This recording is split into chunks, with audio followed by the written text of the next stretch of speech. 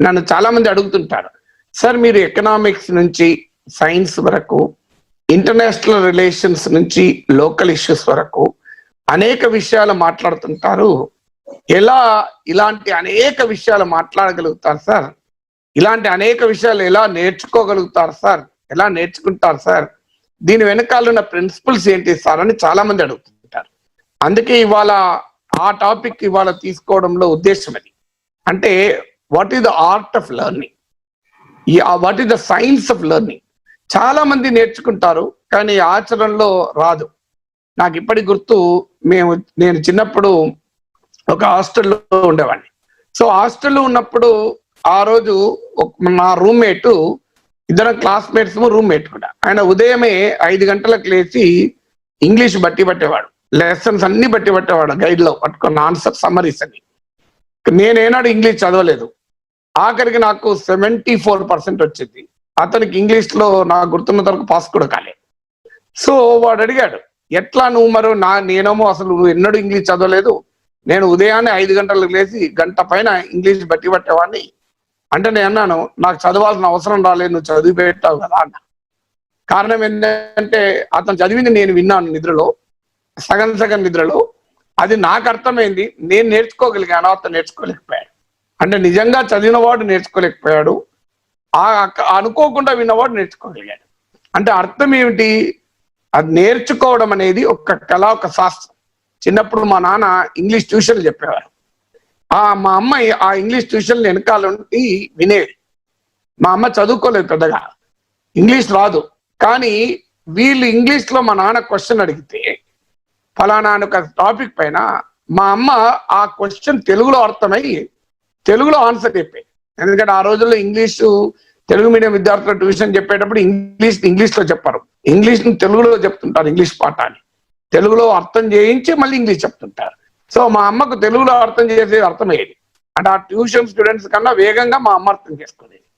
అంటే అర్థం అనేది, నేర్చుకోవడం అనేది ఒక అద్భుతమైన ప్రక్రియ. అంటే జీవితంలో చాలా విషయాలు మనం నేర్చుకుంటుంటాం. నేర్చుకోవడం అనేది కేవలం పరీక్షకే కాదు, ఒక ఎగ్జామ్కి నేర్చుకుంటాం, ఒక డిగ్రీకి నేర్చుకుంటాం, ఒక ఉద్యోగానికి నేర్చుకుంటాం.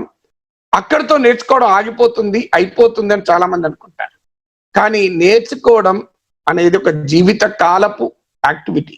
It's a life time activity, it's a life time learning అంటారు. అందుకే అంటే జీవితంలో అనేక సందర్భాల్లో ప్రతినిత్యము మనం అనేక విషయాల్ని నేర్చుకుంటూనే ఉంటాం, తెలుసుకుంటూనే ఉంటాం.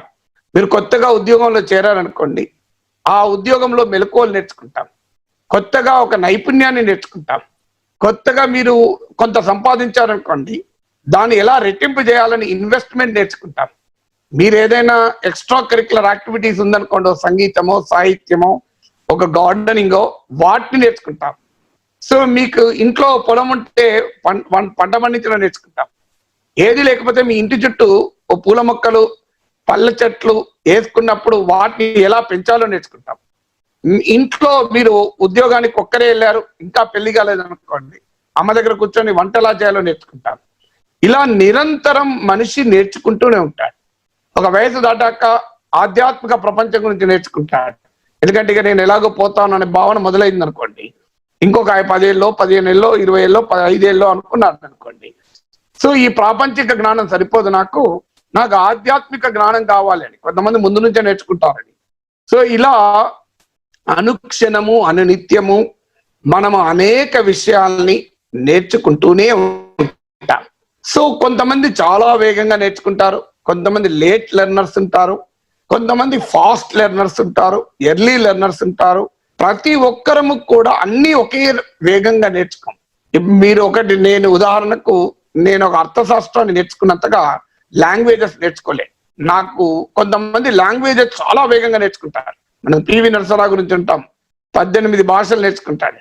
సో నాకు లాంగ్వేజ్ అంత తొందరగా రావు, ఇంగ్లీష్ తెలుగు బాగా వచ్చింది కానీ ఇప్పటికి హిందీ సరిగా రాదు. ఆశ్చర్యంగా ఉంటుంది. హైదరాబాద్ లో 40 ఏళ్ళ నుంచి ఉన్నాను, హిందీ ఎందుకో చాలా ఫ్లూయెంట్ గా రాదు.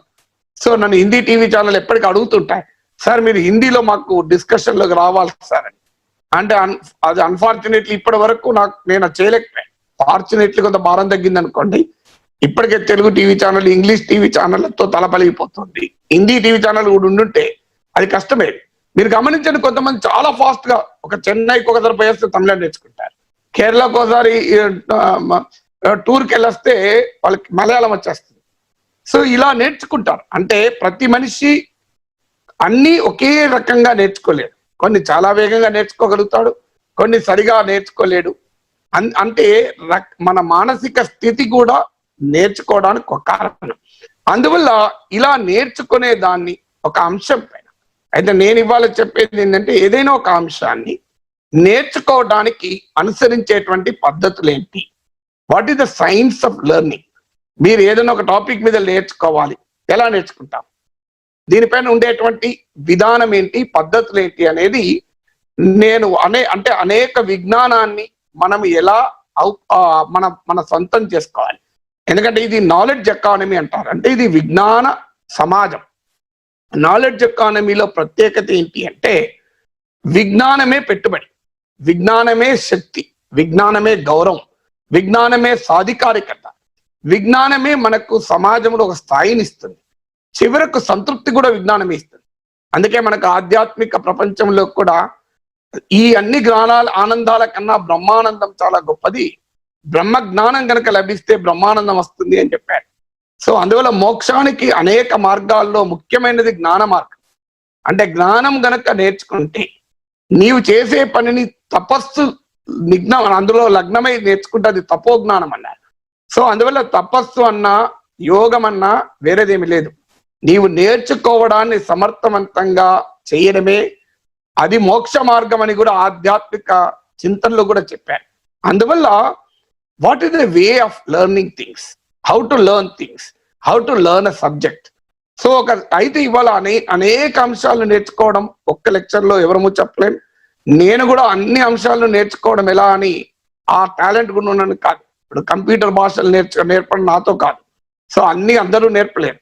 నేనేం పద్ధతులు చెప్తాను అంటే, ఒక సబ్జెక్ట్ గురించి నేర్చుకోవటానికి ఏదైనా ఒక అంశం, మీరు ఒక ఉపన్యాసం ఇవ్వాలి, లేదు ఒక వ్యాసం రాయాలి, ఒక ఆర్టికల్ రాయాలి, ఒక దగ్గర డిస్కషన్ లో పాల్గొనాలి, లేదు మీరు ఒక ఆఫీస్లో ఒక ఎగ్జామ్కు లేదు ఒక ఇంటర్వ్యూ అటెండ్ కావాలి, లేదు మీరు ఒక ఆఫీస్లో ఒక అంశం పైన చర్చలో పాల్గొనాలి.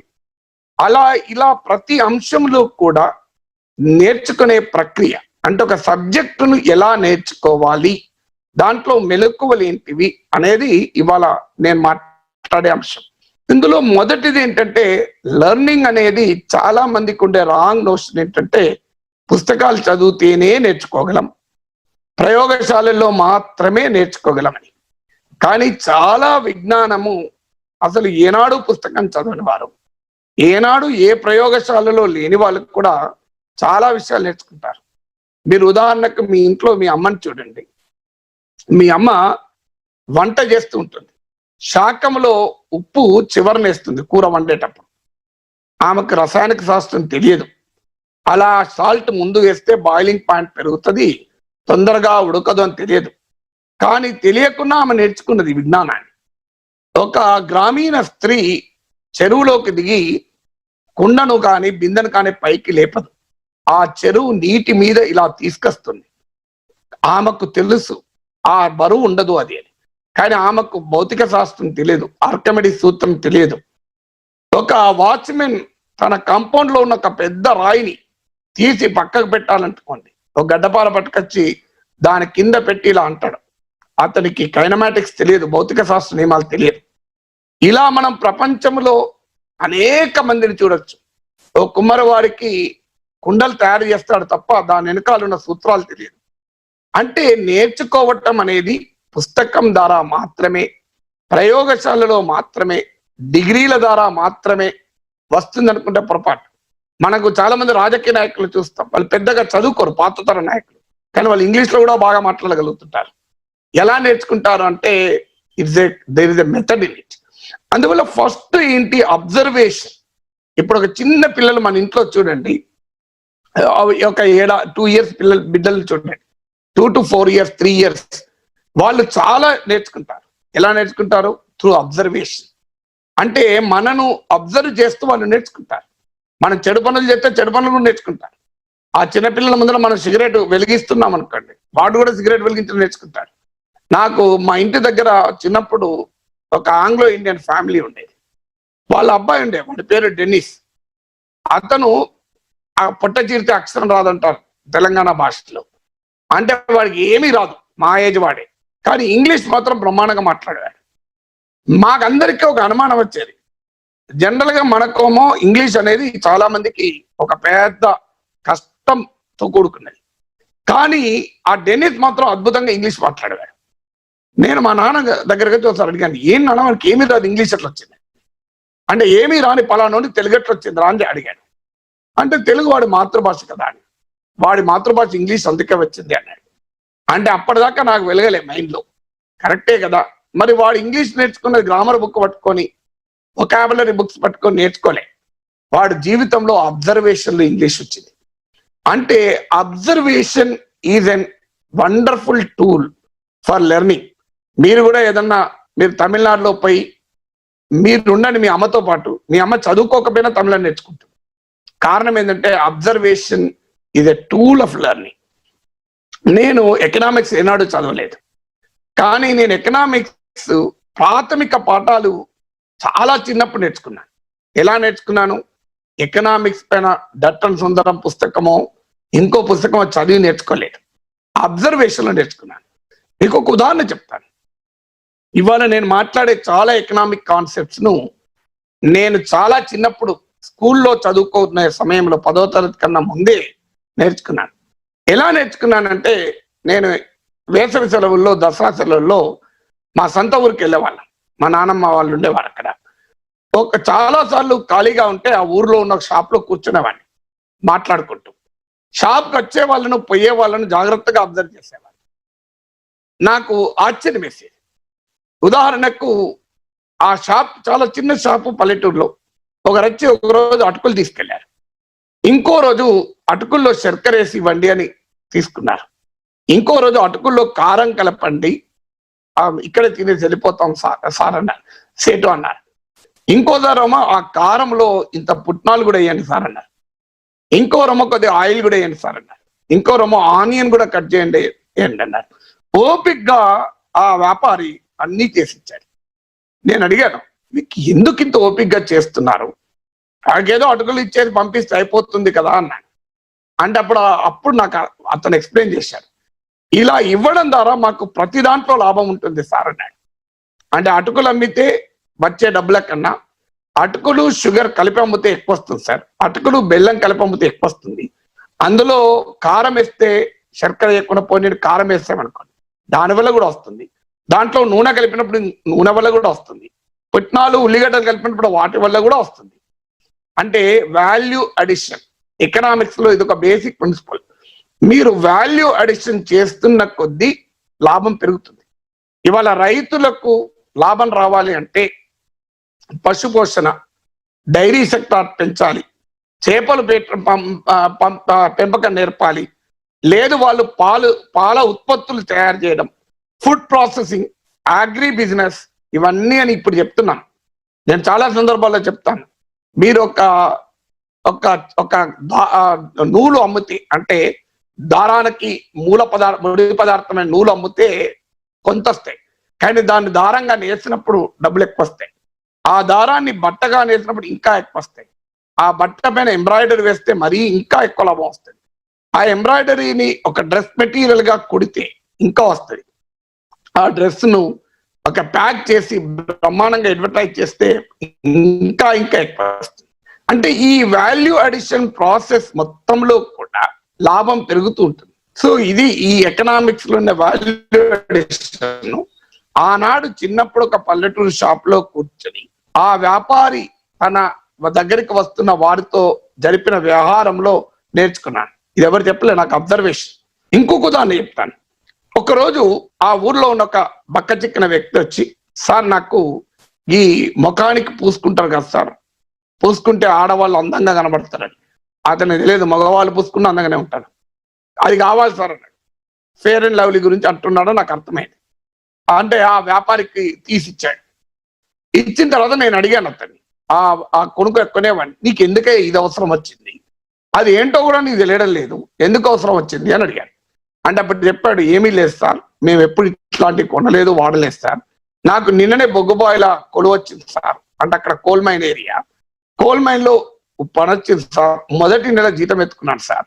నా భార్య అన్నది, ఇప్పటిదాకా మనకి ఇట్లాంటివి వాడలేదు, కానీ ఇది బాగుంటది, తీసుకురా అంటే పట్టుకపోతున్నా సార్ అండి. అంటే ఆ రోజు ఎకనామిక్స్ లో నేర్చుకున్నాను, మీరు ఎకానమీలో ఎంప్లాయ్మెంట్ క్రియేట్ చేస్తే, ఇన్కమ్ ప్రజల చేతుల్లో పెడితే ఆటోమేటిక్ గా ఎకానమీలో డిమాండ్ క్రియేట్ అవుతుంది, డిమాండ్ కన్జంప్షన్ పెంచుతుంది అని. ఇవాళ నేను కరోనా నేపథ్యంలో ఆర్థిక సంక్షోభం గురించి మాట్లాడుతూ కూడా ఇదే పాఠం చెప్తున్నా. 1930s లో ఆర్థిక సంక్షోభం వచ్చినప్పుడు కీన్స్ ఇదే అర్థశాస్త్ర సిద్ధాంతాన్ని చెప్పారు. ఇవాళ కరోనాను ఎదుర్కోవటానికి అభిజిత్ బెనర్జీ, రఘురామ్ రాజన్, అమర్త్య సేన్లు కలిపి వ్యాసం రాశారు. వాళ్ళు కూడా సింపుల్ గా ఒక సెంటెన్స్ చెప్పారు, put money in to the hands of the people అని. అంటే ప్రజల చేతుల్లో మీరు డబ్బు పెట్టండి అన్నారు. అంటే ఎక్కడి నుంచి వచ్చింది ఈ సూత్రము? అంటే డిమాండ్ విల్ క్రియేట్, ఇన్కమ్ ఉంటే డిమాండ్ ఉంటుంది, డిమాండ్ ఉంటే కన్జంప్షన్ ఉంటుంది, ఇన్కమ్ ఉండాలంటే జాబ్స్ క్రియేట్ చేయాలి. ఇది అర్థశాస్త్రంలో ఫండమెంటల్ ప్రిన్సిపల్. ఈ ఫండమెంటల్ ప్రిన్సిపల్ ఆ రోజు ఊర్లో ఆ షాప్ లో కూర్చొని ఆ ఫేర్ అండ్ లవ్లీ కొన్న వ్యక్తి నుంచి నేను నేర్చుకున్నాను. అంటే ఇలా అనేక ఉదాహరణలు, బేసిక్ పాఠాలు ఎకనామిక్స్ అక్కడ నేర్చుకున్నాను. ఆ రోజుల్లో రైతులు ఉండేవారు, ఆ ఊర్లో రైతులు జొన్నలు పట్టుకొచ్చి శర్కర కొనుక్కునేవారు. ఆ జొన్నలు వాళ్లకు కొంటే రేటు కన్నా తక్కువ రేటుకు తీసుకునేవాడు వ్యాపారి, మళ్ళీ శర్కర ఎక్కువ రేటుకు అమ్మేవాడు. నేను ఆ రోజు అడిగాను, ఇది అన్యాయం కదా, నీవు జొన్నలు అమ్మినప్పుడు ఒక రేటు అమ్ముతున్నావు, కొనేటప్పుడు అతని దగ్గర తక్కువ రేటు కొంటున్నావు. ఆ రైతు అటు జొన్నలు అమ్మినప్పుడు నష్టపోతున్నాడు, ఇప్పుడు షుగర్ కొన్నప్పుడు నష్టపోతున్నాడు. అంటే ట్రేడబుల్ సర్ప్లస్ అంటే ఏమిటి, ట్రేడ్ ఎలా జరుగుతుంది, ప్రొడ్యూసర్ కు ట్రేడర్ కున్న తేడా ఏంటి, ప్రొడ్యూసర్ కు కన్స్యూమర్ కు మధ్య ట్రేడర్ ఎలా మిడిల్ మెన్ అవుతాడు, ఈ ఎకనామిక్స్ పాఠాలు ఆ రోజు షాప్ లో కూర్చొని నేర్చుకున్నాను. అంటే నేను ఎందుకు ఇవన్నీ చెప్తున్నానంటే, అబ్జర్వేషన్ అంటే మనము జాగ్రత్తగా పరిశీలిస్తుంటే చాలా విషయాలు మనం నేర్చుకోవచ్చు. లెర్నింగ్ త్రూ అబ్జర్వేషన్ అంటారు. అందువల్ల మీరు పెద్ద పెద్ద పుస్తకాలు చదివితే అర్థం కాని ఎకనామిక్స్ కూడా మన చుట్టూ ఉన్న ప్రపంచాన్ని జాగ్రత్తగా పరిశీలిస్తే మనకు చాలా సంక్లిష్టమైన అర్థశాస్త్ర పాఠాలు కూడా చాలా సులువుగా మనకు అర్థమవుతాయి. ఇక రెండవది లెర్నింగ్ త్రూ ఇంటరాక్షన్. అంటే 10 మందితో మాట్లాడడం ద్వారా చాలా విషయాలు నేర్చుకోవచ్చు. చాలా మంది తెలియని విషయం. అందువల్ల ఎప్పుడు కూడా మీరు గమనించండి, జీవితంలో ఎవరు బాగా సక్సెస్ అవుతారంటే 10 మందితో సులభంగా కలిసిపోయేవారు, అనేక మందితో రోజు మాట్లాడేవారు జీవితంలో చాలా ఎక్కువ సక్సెస్ అవుతారు. కారణం ఏంటంటే వాళ్ళకు తెలియకుండానే ఆ ఇంటరాక్షన్ నుంచి వాళ్ళు నాలెడ్జ్ గెయిన్ చేస్తూ ఉంటారు. ఆ ఇంటరాక్షన్ ద్వారా వాళ్ళు విజ్ఞానాన్ని పొందుతూనే ఉంటారు. మనకు తెలియదు ఆ విజ్ఞానం. చాలా మంది ఇప్పుడు చిన్నప్పుడు తాతలు, నానమ్మల దగ్గర, అమ్మమ్మల దగ్గర కూర్చొని కథలు వినేవాళ్ళు.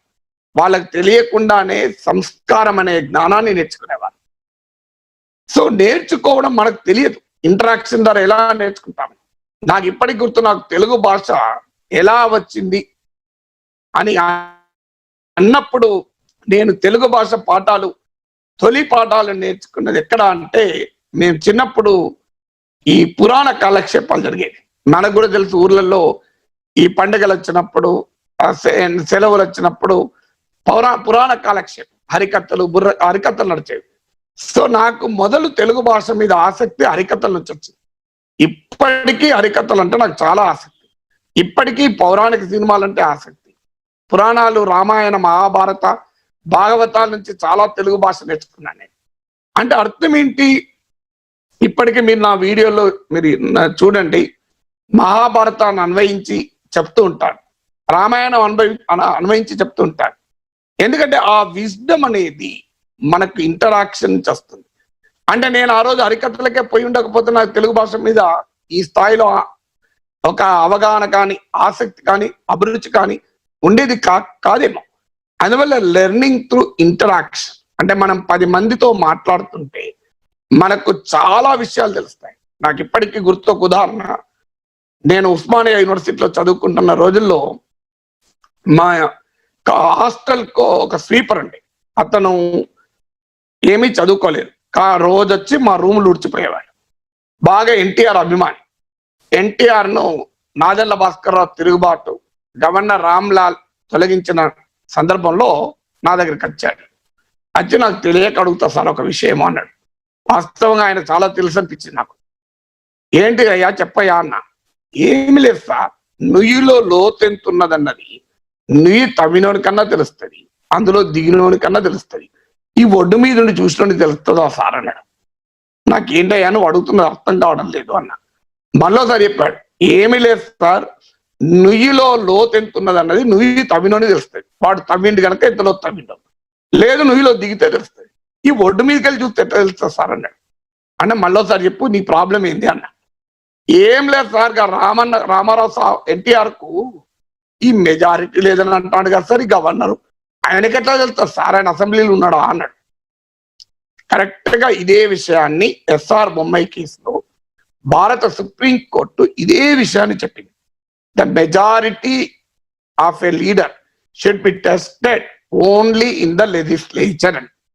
నువ్వు రాజ్భవన్ లో టెస్ట్ చేయకూడదు, శాసనసభలోనే టెస్ట్ చేయాలి. ఇప్పటికీ అదే ప్రిన్సిపల్. మీరు గమనించండి, ఇవాళ రాజస్థాన్ పరిణామాలు వస్తున్నాయి. విశ్వాస ప్రకటన అంటున్నారు. అంటే ఏంటి, శాసనసభలో మెజారిటీ ఉందా లేదా అని తెలుసుకోవాలి. సర్కార్ ఏ కమిషన్ ఇదే చెప్పింది. ఈ మాటలు ఎవరు చెప్పారు? మా హాస్టల్లో ఒక స్వీపర్ చెప్పాడు. ఎప్పుడు చెప్పాడు? ఎస్ఆర్ బొమ్మాయి తీర్పు కన్నా ముందు చెప్పాడు. అలాగే సర్కారే కమిషన్ సూచించక ముందు చెప్పాడు. మరి ఆయనకి ఎలా వచ్చింది అంటే, ఆయన 10 మందితో ఇంటరాక్ట్ అవ్వడం నేర్చుకున్నాడు. ఆయన రాజనీతి శాస్త్ర పాఠాలు చదవలేదు, ఆయన రాజ్యాంగం చదవలేదు, కానీ ఆయన 10 మందితో మాట్లాడడం వల్ల నేర్చుకున్నాడు. వాస్తవానికి ఆయనతో మాట్లాడడం వల్ల నేను నేర్చుకున్నాను. సో మనకు తెలియకుండానే 10 మందితో మాట్లాడడం వల్ల విజ్ఞానం అనేది మనకు అనుకోకుండానే వస్తుంటుంది. అందువల్ల interact with people, communicate with people, speak to people, learn from the people around you.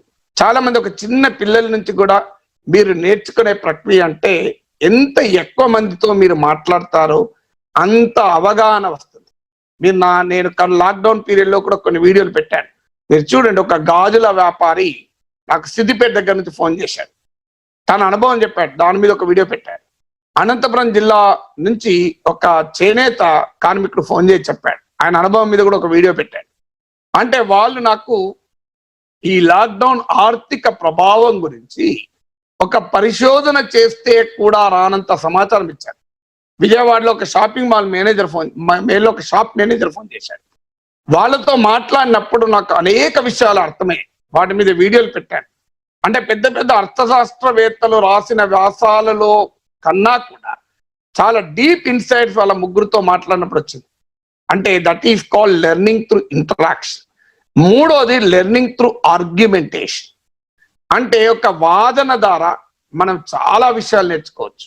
ఒక వాదన, మీకు ఉదాహరణకు గవర్నర్ వ్యవస్థ ఉండాలా వద్దా అనే క్వశ్చన్ ఉందనుకోండి, దీనిపైన మీరు నేర్చుకోవాలనుకోండి, మీరు గవర్నర్ వ్యవస్థ ఉండాలని వాదించినా వద్దని వాదించినా మీరు చాలా విషయాలు నేర్చుకుంటారు. ఎందుకు నేర్చుకుంటారు? ఆర్గ్యుమెంటేషన్ అంటే ఏంటి? Systematically defending something. ఒక పద్ధతి ప్రకారం తార్కికంగా ఒక అంశాన్ని సమర్థించాలి. అందుకే మనకు స్కూళ్ళలో కాలేజీలో డిబేటింగ్ కాంపిటీషన్లు పెట్టేవాళ్ళు. చాలా మంది అన్ఫార్చునేట్లీ అందులో పాల్గొనే వాళ్ళు కాదు, కానీ అది చాలా విషయాలు నేర్పుతుంది.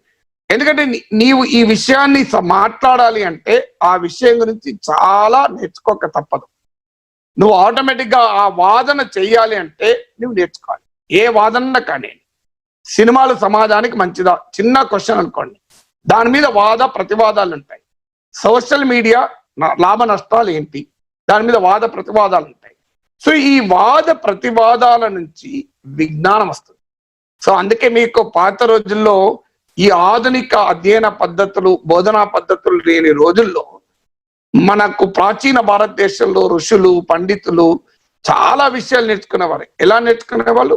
ఆర్గ్యుమెంట్ తో నేర్చుకునేవాళ్ళు. వాళ్ళు ఒక్కొక్క రాజాస్థానానికి వెళ్ళి నేను వాదనకు సిద్ధమే, మీరు నాతో వాదించే వాళ్ళు మీలో ఎవరన్నా ఉన్నారా అని ఆహ్వానించేవాళ్ళు. అలా వాద ప్రతివాదాలతో నేర్చుకునేవాళ్ళు.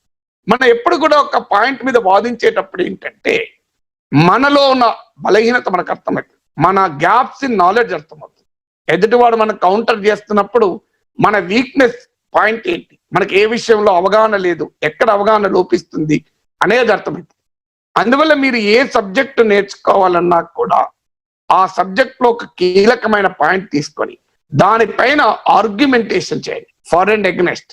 సో ఆర్గ్యుమెంటేషన్ చేయడం అనేది మనకు అనేక విషయాలు నేర్పుతుంది. చైనా యాపిల్ ని భారత ప్రభుత్వం నిషేధించింది.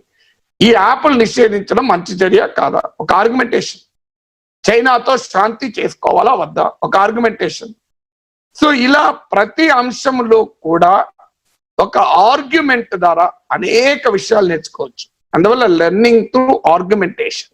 నాలుగవది learning through induction and deduction. అంటే ఒక విషయాన్ని ఇండక్షన్ మెథడ్, డిడక్షన్ మెథడ్ అంటారు. ఇండక్షన్ అంటే how do you arrive at something. Deduction అంటే ఏంటిదంటే how do you draw inferences from something. అంటే ఒక అభిప్రాయానికి రావటానికి ఏ ఏ అంశాలు దోహదం చేశాయి అనేది ఇండక్షన్. డిడక్షన్ ఏంటంటే ఒక అభిప్రాయాన్ని నువ్వు దాని నుంచి విశ్లేషణ చేస్తావు, ఇది కరెక్టా కాదా అని. అది ఇన్ఫరెన్స్ అంటారు. అంటే డ్రాయింగ్ ఇన్ఫరెన్సెస్ ఫ్రమ్ ఇట్. మీరు ఇప్పుడు ఏ ఒక్క అంశమైనా చూడండి, మీరు పెట్రోల్ ధరలు పెరుగుతున్నాయి. సో పెట్రోల్ ధరలు పెరగటానికి కారణాలు ఏంటి అనేది ఎనాలిసిస్ డ్రా చేసామనుకోండి, అది మెథడ్ ఆఫ్ డిడక్షన్ అవుతుంది.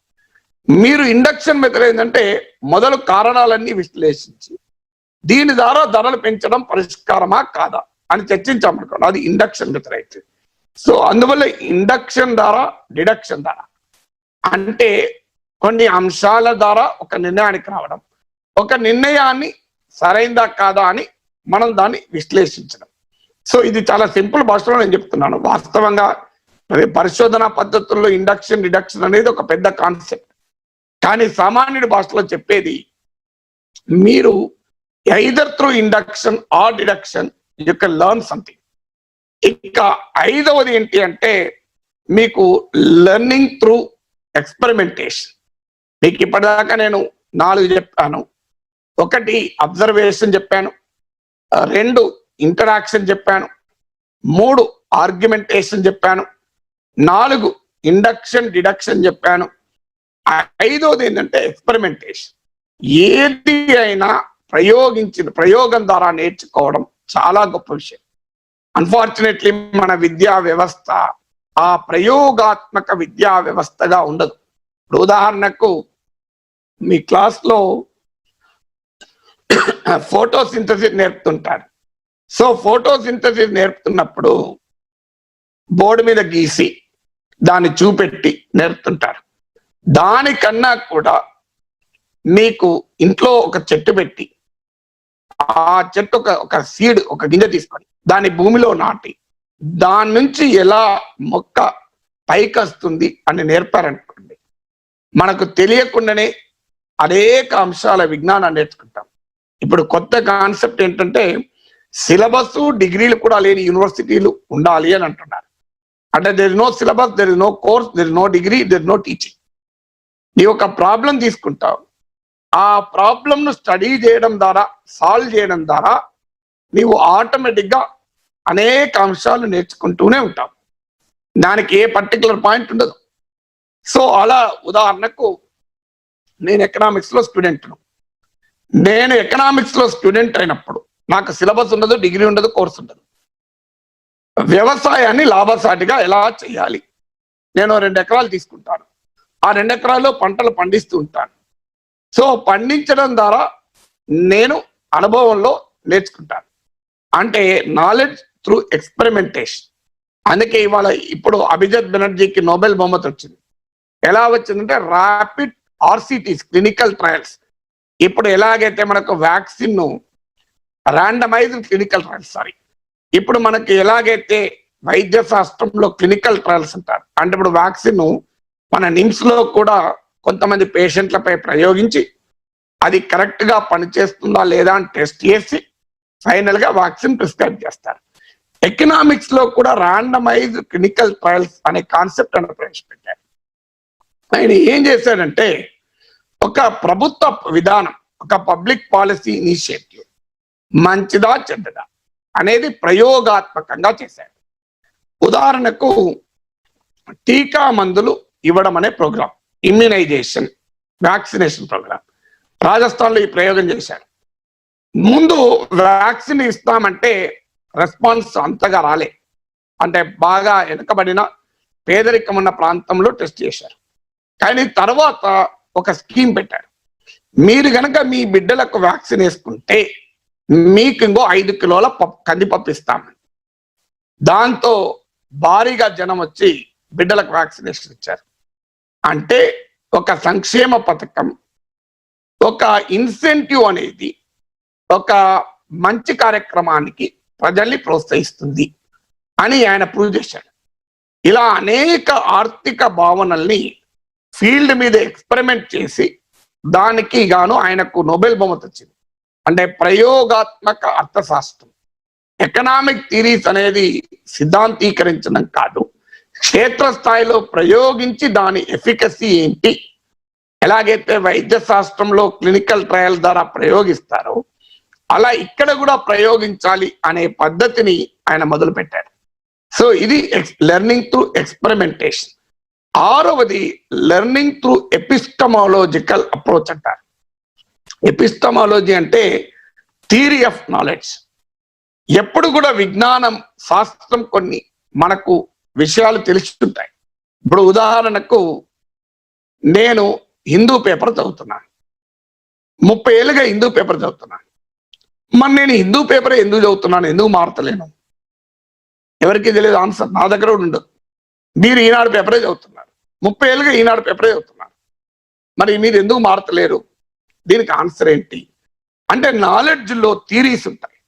ఇప్పుడు ఉదాహరణకు న్యూటన్స్ థియరీ ఉంది, ఒక థియరీ ఆఫ్ ఇనర్షియా. అంటే మనిషి ఎయిదర్ జడ స్థితిలోనైనా ఉంటాడు, గమన స్థితిలోనైనా ఉంటాడు, బాహ్య శక్తి ప్రభావానికి గురైతే వరకు అని న్యూటన్ సూత్రం ఉంది.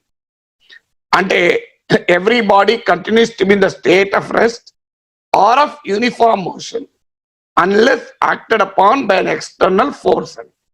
అంటే నేను చాలా రోజులుగా ఈ పేపర్ చదువుతున్నాను గనక అదే పేపర్ చదువుతూ ఉంటాను, అనుకోకుండా నాకు ఒక హాకర్ ఒక వారం రోజులు ఆ పేపర్ అయ్యాక ఇంకో పేపర్ వేశాడు, నేను షిఫ్ట్ అయ్యే అవకాశం ఉంటుంది. గ్యారంటీ లేదు కానీ అవకాశం. ఇది ఫిజిక్స్ లో నాలెడ్జ్ థియరీ. సో దీన్ని నేను ఈ న్యూస్ పేపర్ రీడింగ్ కు లింక్ చేసినప్పుడు అది నిజమా కాదా అనేది నాకు అర్థమైంది. అందువల్ల నాలెడ్జ్ థియరీని బేస్ చేసుకొని మనం అవగాహనకు రావడం, జస్టిఫైడ్ బిలీఫా కాదా, ఇది నీ అభిప్రాయమా లేదా ఇది న్యాయమైన నమ్మకమా అనేది మనము తర్కించుకోవడానికి ఈ నాలెడ్జ్ థియరీ. మనుషులు ఇలా ఎందుకు ప్రవర్తిస్తారు, లాక్డౌన్ లో మనిషి ఎందుకు ఒత్తిడికి గురవుతున్నాడు, సైకాలజీకి వెళ్ళండి మీకు థియరీస్ కనబడతాయి. ఇలా రాజకీయ పార్టీలు ఎందుకు ప్రవర్తిస్తాయి, మీరు ఆంధ్రప్రదేశ్లో చూడండి, తెలుగుదేశం అధికారంలో ఉన్నప్పుడు వైసీపీ వాళ్ళ మీద కేసులు, వైసీపీ అధికారంలో ఉంటే తెలుగుదేశం వాళ్ళ మీద కేసులు. మరి ఎందుకు చేస్తున్నారు? కాంగ్రెస్ అధికారంలో ఉన్నప్పుడు బీజేపీ ప్రభుత్వాలను గవర్నర్ల ద్వారా ఇబ్బంది పెట్టారు, బీజేపీ అధికారంలో ఉన్నప్పుడు గవర్నర్ల ద్వారా కాంగ్రెస్ ప్రతిపక్ష ప్రభుత్వాలు ఇబ్బంది పెడుతున్నారు.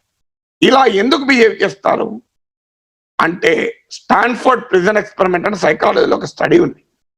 ఆ ఎక్స్పెరిమెంట్ ఏం చెప్తోంది అంటే మనిషి తెలియకుండానే అధికారం అంటూ వస్తే దాన్ని చలాయిస్తూ ఉంటాడు అని వాళ్ళు ఒకే సైకాలజీ స్టూడెంట్స్ 2 గ్రూపులుగా విడగొట్టి ఒకరినేమో వార్డెన్లుగా పెట్టి, ఒక ప్రిజన్ వార్డెన్ గా, మరికొంతమందిని జైల్లో ఖైదీలుగా పెట్టారు. వాళ్ళ అనుభవం ఏంటంటే ఒకే క్లాస్మేట్ వార్డెన్ గా ఉన్న వాళ్ళు ఖైదీలుగా ఉన్న వాళ్ళని అరెస్ట్ చేయడం మొదలు పెట్టారు. అంటే మనిషి ఎలా ప్రవర్తిస్తాడు అనే ఒక థియరీ.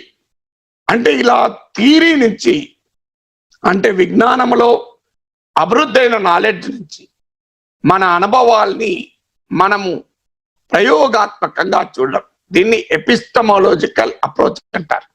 7వది మీరు ఫీడ్బ్యాక్ అంటే మనం ఏది చెప్పినా ఇప్పుడు నేను మాట్లాడాను, ఇలా చెప్పడం క్లాస్ మంచిదా కాదా, నాకు ఎలా తెలుస్తుంది? సో నేను చెప్పినప్పుడు క్లాస్ బాగానే అనుకుంటాను, కానీ నేను మీలో 100 మంది అడిగాను అనుకోండి ఈ క్లాస్ ఎలా ఉంది అని, నిజాయితీగా నేను కాదు నా తర్వాత మిమ్మల్ని ఇంకెవరైనా అడిగారు అనుకున్నాను, మీరు నా క్లాస్ గురించి చెప్పిన ఫీడ్బ్యాక్ ద్వారా నేను క్లాస్ బాగా చెప్పానా లేదా, నేను ఈ లెక్చర్ బాగా ఇచ్చానా లేదా అనేది నాకు అర్థమవుతుంది. అందువల్ల feedback is a very critical component of learning. తెలివైన వారు ఎప్పుడు కూడా ఫీడ్బ్యాక్ కోరుకుంటాడు. సో ఆ ఫీడ్బ్యాక్ ద్వారా నేర్చుకుంటాడు. ఇది 7వది. 8వది ఎక్స్ప్లరేషన్. అంటే ఒక అంశాన్ని మనము ఆలోచిస్తూనే ఉండాలి.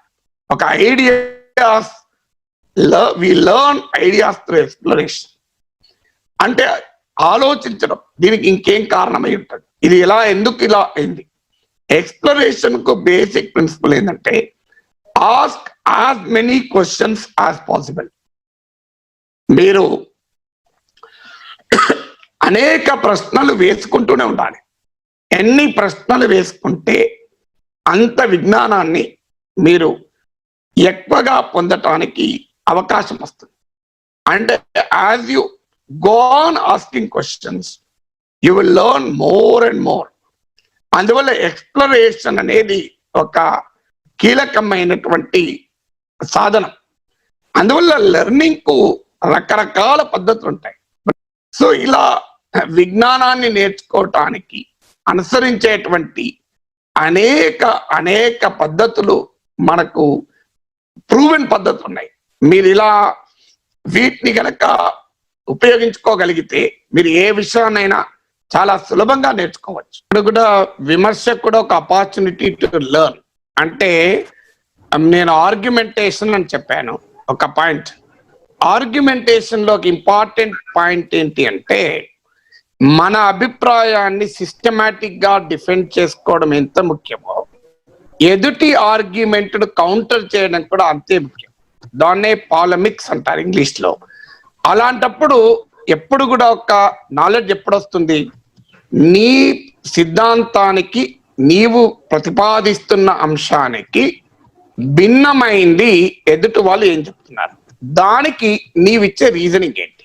ఇప్పుడు ఉదాహరణకు కరోనా సృష్టించిన ఆర్థిక సంక్షోభం నుంచి బయటపడటానికి ప్రభుత్వం చేసింది బాగుందా బాగలేదా.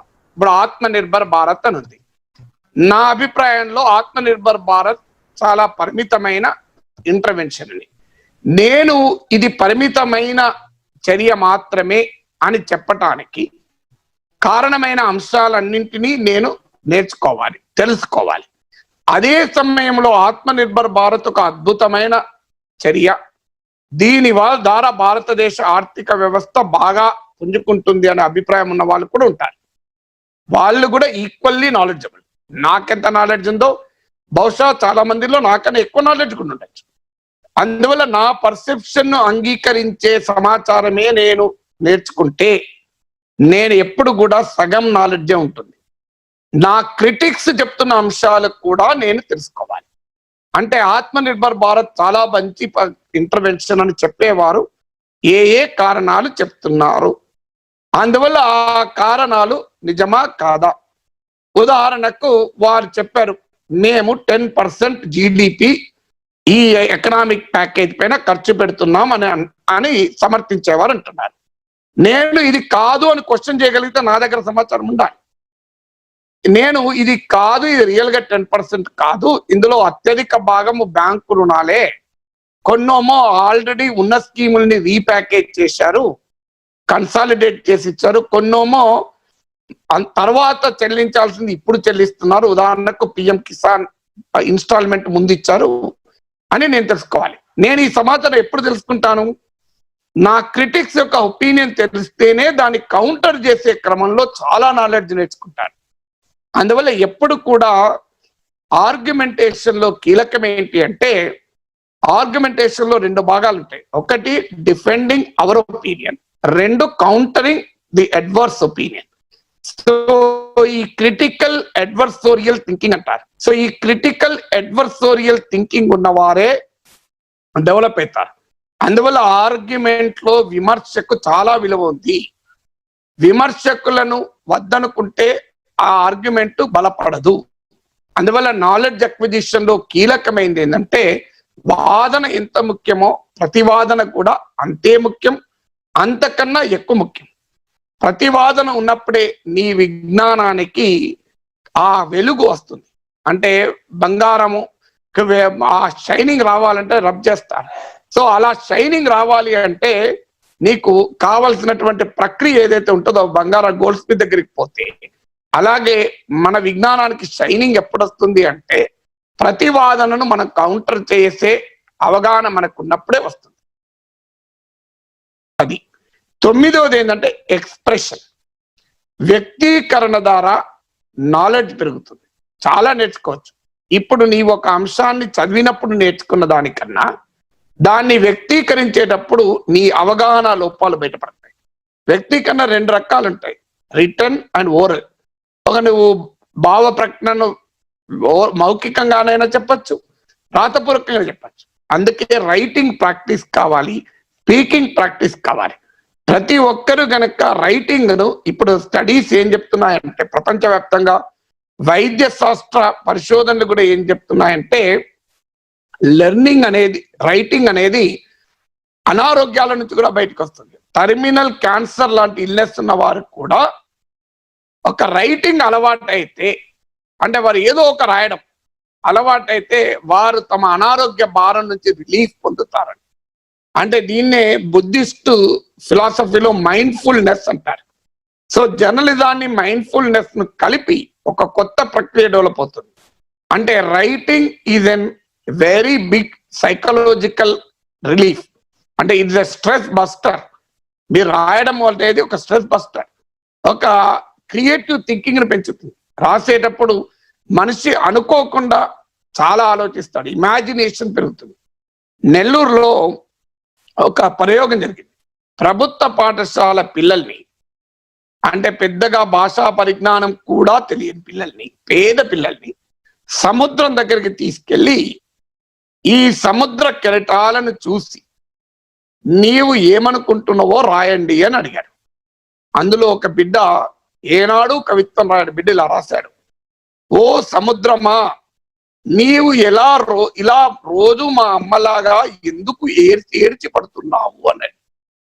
అంటే ఆ బిడ్డకు ఎవరు నేర్పారు లిటరేచర్? ఎవరు నేర్పలేదే.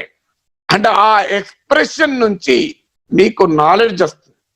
సో అందువల్ల మీరు అలవాటు చేసుకోవాల్సింది ఎవరికైనా పిల్లలకి ఏంటంటే, ఎస్పెషల్లీ ఇప్పుడు లాక్డౌన్, స్కూళ్ళు లేవు, ఖాళీగా ఉన్నారు, ఏమైనంటే ఆన్లైన్ క్లాసులు అంటున్నారు. కాదు, టీచ్ దెమ్ ఎక్స్ప్రెషన్. రోజు ఒక విషయాన్ని ఆలోచించి మాట్లాడమనండి, రోజు ఒక విషయాన్ని ఆలోచించి రాయమనండి. ఆ రాయడము, మాట్లాడడం ద్వారా అద్భుతమైన విజ్ఞానాన్ని మనం సంపాదించవచ్చు. 10వది పార్టిసిపేషన్. అంటే మనము భాగస్వాములమైన, మీరు ఉదాహరణకు ఒక వ్యవసాయం గురించి నేర్చుకోవాలి, వ్యవసాయ ఆర్థిక వ్యవస్థ, అగ్రికల్చరల్ ఎకనామిక్స్ గురించి నేర్చుకోవాలి. నువ్వు 10 పుస్తకాలు చదివిన దానికి ఒక 2 ఎకరాల పొలం కొని పంట పండించి ఆ పంట అమ్మటానికి నువ్వు కష్టాలు పడితే నీకు చాలా అర్థశాస్త్రం బయటకు వస్తుంది. అందువల్ల ప్రాక్టీస్ అంటే అనుభవం, ఎక్స్పీరియన్స్ ఇది గ్రేట్ లెసన్ అంటారు. అందుకే మీరు గమనించండి, మన పెద్దవాళ్ళు తన జీవన అనుభవాల నుంచి అనేక విషయాలు నేర్పుతుంటారు మనకు. కారణం వాళ్ళ వివేకము విద్య అంటారు. ఆ వివేకం ఎక్కడి నుంచి వస్తుందంటే అనుభవం నుంచి వస్తుంది. అందువల్ల పిల్లలకు ఎప్పుడు కూడా పాసివ్ గా చేయకూడదు, పిల్లలను యాక్టివ్ పార్టిసిపెంట్ గా చేయాలి. మీకు ఉదాహరణకు ఒక బిడ్డ వంటింట్లోకి వస్తుంటారు, ఆ తల్లి ఏమంటుంది, అరే పోరా నువ్వు వంటింట్లోకి ఎందుకు వస్తావు ఎప్పటికీ అంటుంది. కానీ ఏ తల్లి అయితే బిడ్డను వంటింట్లోకి రానిచ్చి, నాన్న నేను వంట చేస్తున్నప్పుడు చూడు తల్లి అని బిడ్డలకు ఆహ్వానించి అబ్జర్వ్ చేసి నీకేంది క్వశ్చన్స్ అయ్యని అడగండి. ఆ ప్రెషర్ కుక్కర్ ఎందుకు విజిలిస్తుంది, అది తెలిస్తే ప్రెషర్ అంటే ఏంటిదో తెలుస్తుంది. అంటే నీకు తెలియకుండానే అనేక రకాల శాస్త్ర విజ్ఞానాన్ని కేవలం వంటిల్ని అబ్జర్వ్ చేస్తూ నేర్చుకోగలుగుతారు. కేవలం మనం ఎంతమంది పిల్లల్ని నేర్పుతాం, మనం చేసే పని అడ్డుపడుతున్నట్టు ఫీల్ అవుతాం, వాళ్ళని దూరం జరుగుతాం, అరే వెళ్ళరా వెళ్ళరా పక్క జరుగురా అంటాం. కానీ యాక్టివ్ పార్టిసిపేషన్ ద్వారా చాలా విషయాలు నేర్చుకోవచ్చు. ఎప్పుడు కూడా ఇంపార్టెంట్ పాయింట్ ఏంటంటే లెర్నింగ్ కర్వ్ లో చాలా మంది మనల్ని నిరుత్సాహపరిచే వాళ్ళు ఉంటారు, చాలా మంది క్వశ్చన్స్ వేసే వాళ్ళు ఉంటారు, చాలా మంది ఇది అసాధ్యము అని చెప్పేవారు ఉంటారు, నీకు తరం కాదు అని చెప్పేవాళ్ళు ఉంటారు. This is the society in which we are living in. ఇది సాధ్యమవుతుందని చెప్పేవాళ్ళు చాలా తక్కువ మంది ఉంటారు. కానీ మనము లెర్నింగ్ ఎప్పుడు కూడా ఏంటంటే అల్టిమేట్ గా ఒక జీవితంలో ఒక అంశాలు ఎదుటి వారి కాదు మనల్ని అసెస్ చేయగలిగేది, మనం మనల్ని అసెస్ చేసుకోవాలి, మన అనుభవాలు మనల్ని అసెస్ చేయాలి, మన ప్రయత్నాలు మనల్ని అసెస్ చేయాలి. అందువల్ల never come to a conclusion without trying, without experimenting, without innovating. చాలా మంది ఉంటారు, ఎందుకంటే సిద్ధాంతీకరణ చేసే వాళ్ళు చాలా మంది ఉంటారు. కానీ ఒక వ్యక్తికి సాధ్యం కాకపోతే ఇంకో వ్యక్తికి సాధ్యం కాదని ఏం చెప్పలేము. సో మనకి ఈ రకమైనటువంటి నేర్చుకునే ప్రక్రియలో అడ్డుపడే వాళ్ళు చాలా ఉంటాయి. అందువల్ల ఈ అడ్డంకులను అధిగమించాలి అంటే మీరు మీ స్వీయ అనుభవంలో, అందుకని అన్నాను పార్టిసిపేషన్, నష్టమేమి లేదు, ఒక ప్రయోగం చేయండి. ఇప్పుడు ఒక ఉదాహరణకు ఒకటి చేయాలనుకుంటున్నారు, దీనివల్ల నష్టం అవుతుంది, ఇది సాధ్యం కాదన్నారు అనుకోండి, ఒక ప్రయోగం చేసి ఒక్కసారి కాదు 2 సార్లు 3 సార్లు ప్రయోగం చేస్తారు, అది సాధ్యమో కాదో తెలిపోతుంది కదా. పరీక్ష రాసే ముందే ఓటమిని ఎదుర్కోవడం ఎందుకు? పరీక్ష రాసి ఓటమిని ఎదుర్కోవచ్చు, లేదు ఆ పరీక్షలో విజయమో కాదో తేలిపోతుంది కదా. అందువల్ల అల్టిమేట్లీ లెర్నింగ్ అనేది నిర్మోహమాటంగా, ఇప్పుడు ఇంగ్లీష్ నేర్చుకోవడం ఎలా అని చాలా మంది అడుగుతారు, ఎలా నేర్చుకుంటావు? Reading, writing, speaking. నిర్మోహమాటంగా మాట్లాడగలిగితే వద్దన్నా నేర్చుకుంటాం.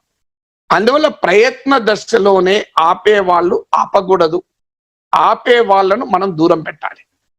అదొకటే మార్గం నేర్చుకోవడానికి. ఎందుకంటే ప్రయత్నం చేయకుండానే నేను నేర్చుకోలేననే వాడు ఎప్పుడూ కరెక్ట్ కాదు. అందువల్ల అనుభవంలో ప్రయత్నం, ఒక వ్యాపారం చేస్తావు, నీతో వ్యాపారం కాదు అంటారు, ఏమవుతుంది వ్యాపారం? కాదు అన్న వాళ్ళు కూడా చాలా మంది సక్సెస్ అయిన వాళ్ళు ఉన్నారు జీవితంలో. అందువల్ల ఇది సాధ్యం కాదు అన్న వాళ్ళు జీవితంలో, నాకు ఇప్పటికి గుర్తు, నేను 8వ తరగతి చదువుతున్న టైంలో మా క్లాస్ లో మొదటిసారి ఎలక్యూషన్ కాంపిటీషన్ పెట్టారు, వక్తృత్వ పోటీ. ఇది సాధ్యం, నేను పేరిచ్చాను. నాకు ఇప్పటికీ గుర్తు, మా సీనియర్ నా దగ్గరికి వచ్చి నీకు నువ్వే మాట్లాడుతావు అన్నది, పేరిచ్చావు నువ్వే మాట్లాడుతావు, నీకు ఉపన్యాసం కూడా ఇయ్యేస్తుందా అన్నది. చాలా బాధేసింది ఆ క్షణాన, కానీ ప్రయత్నం చేస్తాక్క అన్నాడు.